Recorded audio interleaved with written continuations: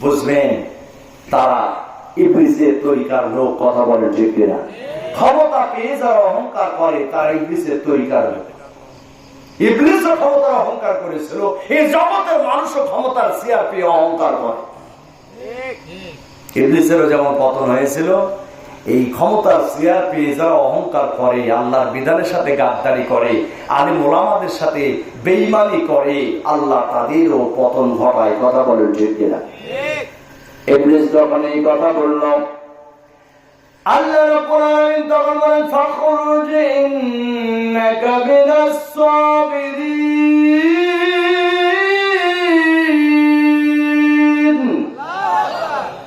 আল্লাহ বলেন ফাখরুজ মানে get out, বের হয়ে যা। হে ইবলিস, আমি তোরে যে সম্মান মর্যাদার আসনে রেখেছিলাম, এই সম্মান মর্যাদার আসন থেকে তোরে গলা ধাক্কা দিয়ে নামায় দিলাম। ফাখরুজ, বের হ। ইন্নাকা মিনাস সাবিরিন, অবশ্যই তুই ইতর জাহান্নামীদের দলে শামিল হয়ে যা। তুই কখনো জাহান্নাম থেকে পরিত্রাণ পাবি না। বলে নাউজুবিল্লাহ।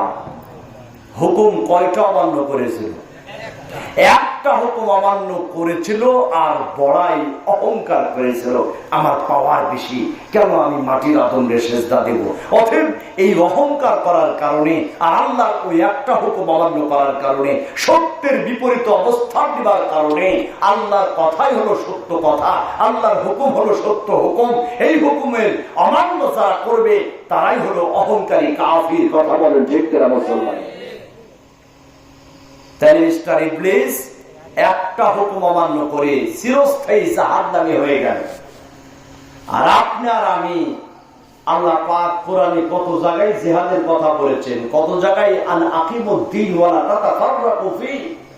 আল্লাহ বলেছেন যে আমার দ্বীন প্রতিষ্ঠা করো, এই ব্যাপারে কোনো মত পার্থক্য করবে না। মুজাহিদুনা ফি সাবিলিল্লাহি বিআমওয়ালিকুম ওয়া আনফুসিকুম যালিকুম খায়রুল লাকুম ইন কুনতুম তা'লামুন। আল্লাহ বলেছেন তোমরা আল্লাহর রাস্তায় জিহাদ করো, তোমাদের সম্পদ দিয়ে, তোমাদের জীবন দিয়ে, এটি তোমাদের জন্য কল্যাণকর নীতি, যদি তোমরা বুঝতে পারো। কথা বলেন ঠিক কিনা? আল্লাহ অসংখ্য জায়গায় এই কথা বললেন, আর আমরা সেটাকে বেমালুম ভুলে গিয়ে দুনিয়া নিয়ে ব্যস্ত হয়ে পড়েছি। দুনিয়া নিয়ে ব্যস্ত হয়ে পড়েছি, দুনিয়ার গমচুরি নিয়ে ব্যস্ত হয়ে পড়েছি, দুনিয়ার কাজ নিয়ে ব্যস্ত হয়ে পড়েছি। দুনিয়াতে কেমনে করে ক্ষমতায় গেলে রাষ্ট্রের টাকা চুরি করে খাওয়া যায়, ওই মূল মন্ত্রে ব্যস্ত হয়ে পড়েছি। কথা বলে ঠিক কিনা? মিস্টার ইবলিস যদি একটা হুকুম অমান্য করার কারণে চিরস্থায়ী জাহান্নামী হয়, তো ভাইরা আমার, আমরা কোরআনের আয়াতগুলোর সাথে বেঈমানি করার কারণে আমাদের অবস্থানটা যে কোন জায়গায় হয়ে আছে ওটা টের পাচ্ছি না। মরার পরে মুগুর যখন দিবে তখন টিভি টের পাবো, এর আগ মুহূর্তে আমরা টের পাবো। কষ্ট পাচ্ছেন প্রিয় ভাইরা আমার? কোরআনের আয়াত থেকে জানতে পারলাম আল্লাহ বললেন জমিনের উপরে অহংকার করবা না।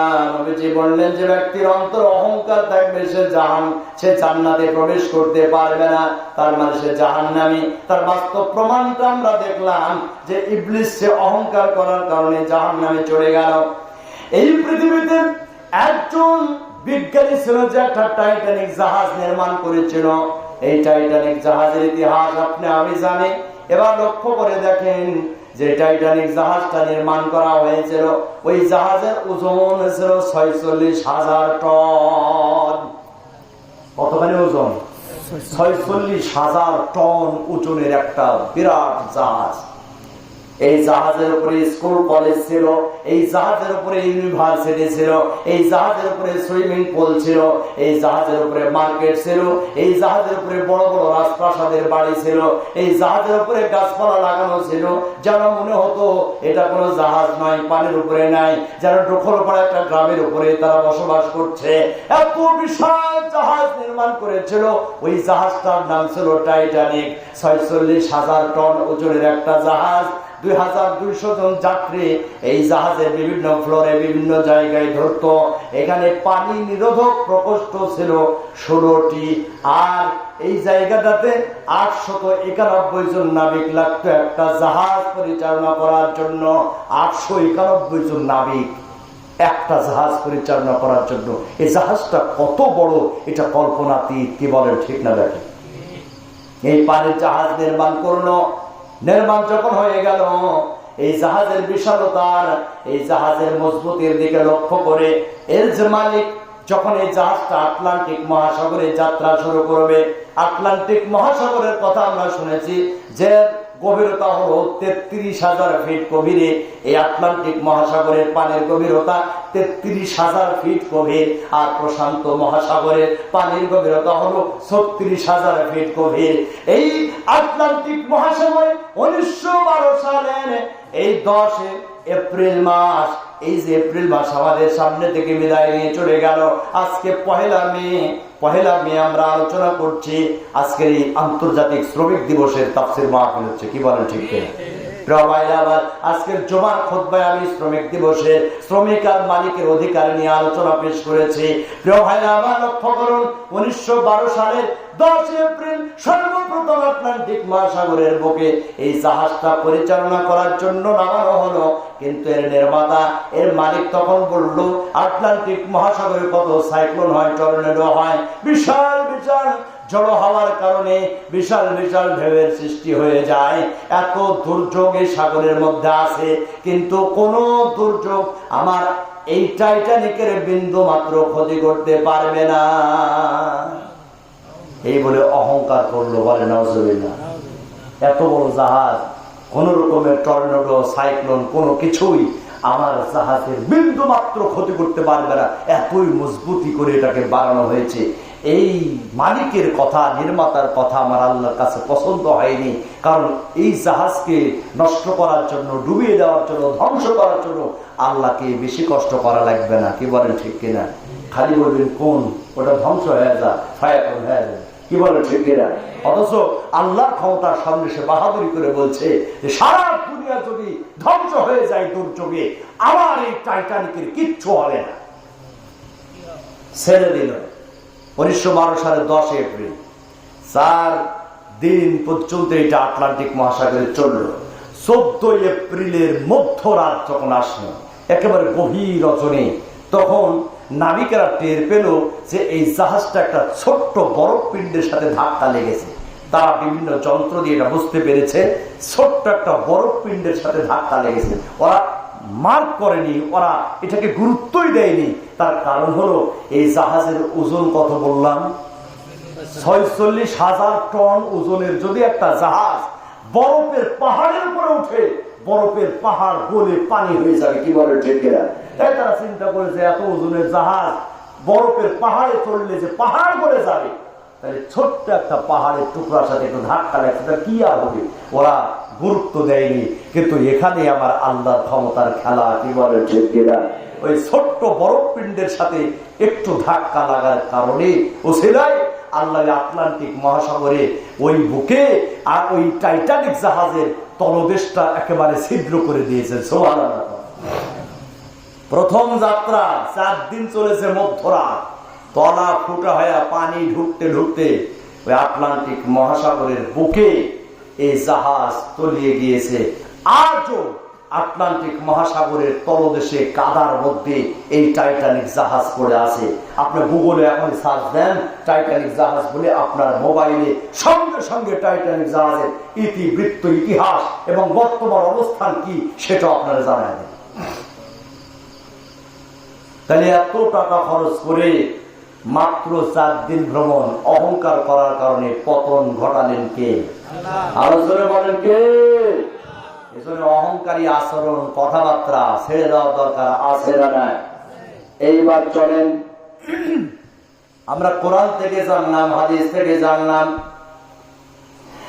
আল্লাহ কোরআন থেকে সর্বপ্রথম কে অহংকার করার কারণে ধ্বংস হয়ে গেল সেটাও জানলাম।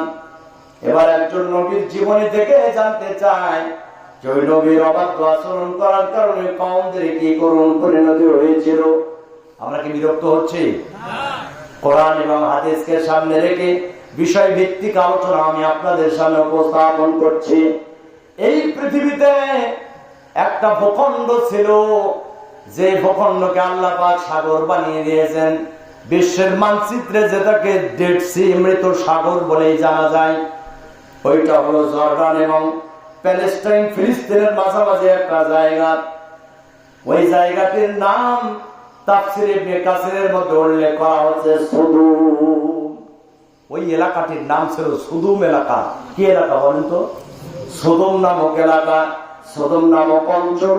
এই জায়গাটাতে ওই জর্ডান এবং প্যালেস্টাইনের মাঝামাঝি একটা জায়গা, ওই জায়গাটার নাম হলো সুদুম। ওই সুদুম অঞ্চলের মানুষগুলোকে হেদায়েত করার জন্য আল্লাহ রাব্বুল আলামিন একজন নবী পাঠিয়েছিলেন। ওই নবীর নাম হলো হযরত লূত আলাইহিস সালাম। কি নবীর নাম বললাম?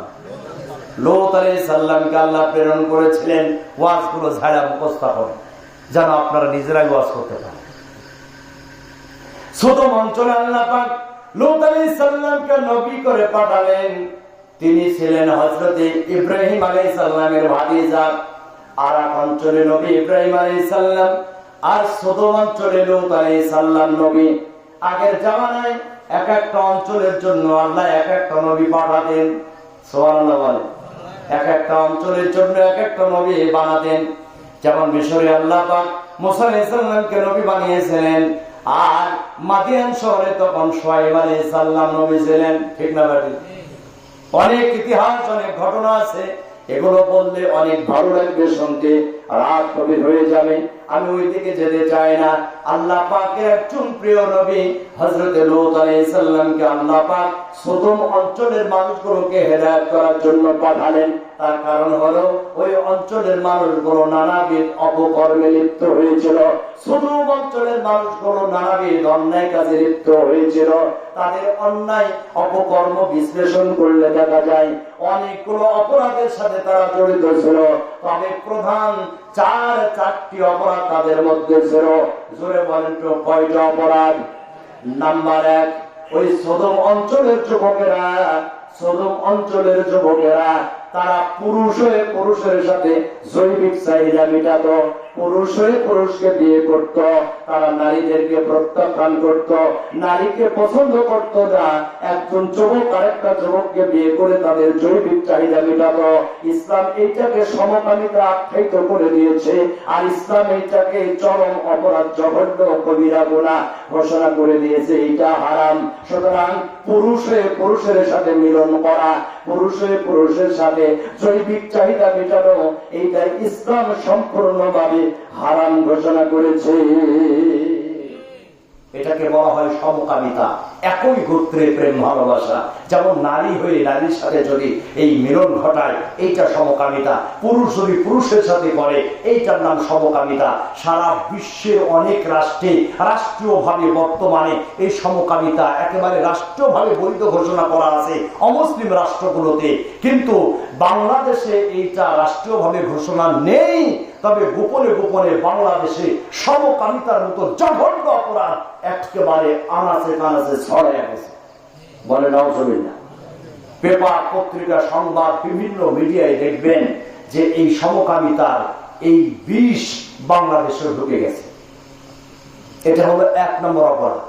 2 নম্বর অপরাধ হলো তারা পাহাড় কেটে কেটে মূর্তি বানিয়ে ওই মূর্তিগুলোকে তারা পূজা করত। এবার আবার বাংলাদেশের দিকে তাকান তো, মূর্তি আছে না নাই? ওই সুদুম অঞ্চলের যত অপরাধ, সব অপরাধ বাংলাদেশে আছে। একটু মিলিয়ে নেবেন। গজব আল্লাহর তরফ থেকে যা আসে এগুলো এমনি আসে না, আমাদের অপরাধের জন্য আসে। কি বলেন ঠিক কিনা? ওরা যেমন সমকামিতা সুদুম অঞ্চলের লূত আলাইহিস সালামের কওমের যুবকেরা যেমন সমকামিতা শুরু করেছিল, ছেলে হয়ে ছেলের সাথে মিলন ঘটাতো। পৃথিবীর ইতিহাসে সর্বপ্রথম এই ন্যাক্কারজনক অপরাধ লূত আলাইহিস সালামের কওমরাই চালু করেছিল। বলেন নাউজুবিল্লাহ। বাংলাদেশেও সেই সমকামিতা আছে। কিছুদিন আগে দেখলাম টাঙ্গাইলে একজন স্কুল ছাত্রী আরেকজন ছাত্রীর বাড়িতে অনশন করছে, বলছে যে আমি তাকে বিয়ে করব, মেয়ে হয়ে মেয়েকে বিয়ে করব। কয়েকদিন আগে দেখা গেল যে স্বামীকে তালাক দিয়ে ননদের সাথে ভাবি ভাগে চলে গেছে। এগুলো শুনলে হয়তো মনে করবে যে কি জন্য বলতেছে। এটা বাংলাদেশে এখন হচ্ছে অহরহ। যারা এখন নেট দুনিয়ায় আছে, এই ইয়াং জেনারেশন, তারাই সংবাদ জানে। আপনার মুরব্বীরা এগুলো টিভিও দেখেন না, মোবাইলও দেখেন, এগুলো জানেন না। এগুলো এখন বাংলাদেশে ঘটতেছে। এগুলো শুনতেই খারাপ লাগে, আর অনেকে শুনে মনে করবে এগুলো আন্দাজি বলে, আসলে আন্দাজি না, এটা বাস্তবতা এই সমাজে ঘটে যাচ্ছে, ও প্রতি মুহূর্তে ঘটে যাচ্ছে। বলে নাউজুবিল্লাহ, যে হিজড়া গুলো আছে আমাদের সমাজে, এই হিজড়া যে আকাম কোকাম গুলো করে সেটা তো আছেই, এটা ইসলাম সাপোর্ট করে। তারা অর্ধভঙ্গ হয়ে সমাজে যে চলাফেরা করে সমাজটাকে ধ্বংস করছে, এটাকে কি ইসলাম সাপোর্ট করে? বলেন, করে। কিন্তু এর বিরুদ্ধে কোনো সোচ্চার নাই, কিচ্ছু নেই। এগুলো একটা অপরাধ, এই অপরাধের শাস্তি অবশ্যই পেতে হবে। কি বলেন, ঠিক কিনা? তাই সুদূম অঞ্চলে নবী লূত আলাইহিস সালামের কওমের 1 নম্বর অপরাধ ছিল তারা সমকামিতা করেছিল। 2 নম্বর অপরাধ হলো তারা মূর্তি পূজায় লিপ্ত ছিল। বাংলাদেশের মানুষও মূর্তি পূজা করে। এই 5 আগস্টের পরে কতগুলো মূর্তির গলায় যে দড়ি লাগায় টানা টানা নামাইছে। কি বলেন, ঠিক না? কোটি কোটি টাকা খরচ করে বাংলাদেশের আনাচে কানাচে এমন বড় বড় মূর্তি বানানো হয়েছিল। এখন মূর্তি অনেক কাছে যা সরানো সম্ভব হয়নি। কি বলেন, ঠিক কিনা? এইবার চলেন 3 নম্বর অপরাধ। 3 নম্বর অপরাধ হল সুদূর অঞ্চলের নবী লূত আলাইহিস সালামের কওমেরা ছিনতাই করতো, রাহাজানি করতো, চাঁদাবাজি করতো, লুটতরাজ করতো, ডাকাতি করতো। আপনি অর্থ পকেটে করে নিয়ে যাবেন, তারা ডাকাতি করে সব লুণ্ঠন করে নিয়ে নিত। এবার বাংলাদেশের দিকে তাকান, চাঁদাবাজে দেশ ভরে গেছে, আছে না নাই? দোকানে দোকানে চাঁদাবাজি, চাঁদা না দিয়ে তারা হত্যা করার মতো জঘন্যতম অপরাধ ওই দেশে ঘটছে। তাহলে চাঁদাবাজি করা, চুরি করা, ডাকাতি করা লূত আলাইহিস সালামের কওমদের যেমন একটা অপরাধ ছিল, বাংলাদেশে এমন চাঁদাবাজের, এমন লুট করা, সন্ত্রাস আর ডাকাতদের দলে ভরে গেছে। কথা বলেন, ঠিক না? এবার 4 নম্বর অপরাধ।